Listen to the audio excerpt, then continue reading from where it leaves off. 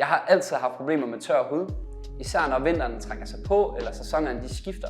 En årrække tilbage, der forsøgte jeg mig med en ny ansigtscreme. Desværre der slog jeg ud af den her ansigtscreme, og jeg fik lyst til at lave en lille Google-søgning på ingredienserne i produktet. Jeg fandt simpelthen ud af, at de her ingredienser ikke nødvendigvis var det bedste for mig og min hud, eller for miljøet som helhed. Og det her, det var blandt andet et af startskuddene til, at vi for 3,5 år siden startede Grums. Hos Grums der laver vi naturlige hudplejeprodukter, uden at gå på kompromis med miljø, med materialesundhed og med effekt. Et af de elementer, vi mener, der virkelig adskiller os fra mange alternativer på markedet, det er vores tilgang til produktudvikling. Når vi udvikler produkter, så involverer vi testpersoner i meget stor grad. Vi involverer rigtig dygtige laboranter, altså fagpersoner, og vi screener vores ingredienser meget nøje. Lad mig tage et eksempel med vores ansigtscreme her. Den tog 1,5 år om at udvikle. Der var over 500 testpersoner inde over i processen, og der var 13 opskrifter, der ledte op til den her.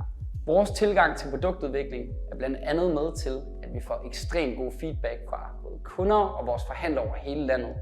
Der er dygtige klinikker, og der er behandlere i Grums over hele Danmark og Europa, og vi har fået rigtig fin omtale i en lang række anerkendte medier i Danmark såvel som udland. Jeg kan stå her og tale hele dagen, men jeg er overbevist om, at vores produkter også vil løse mange af de problemer, som du står med. Så jeg håber, at du vil hoppe ind på vores hjemmeside eller besøge en af vores forhandlere og prøve Grums for dig selv.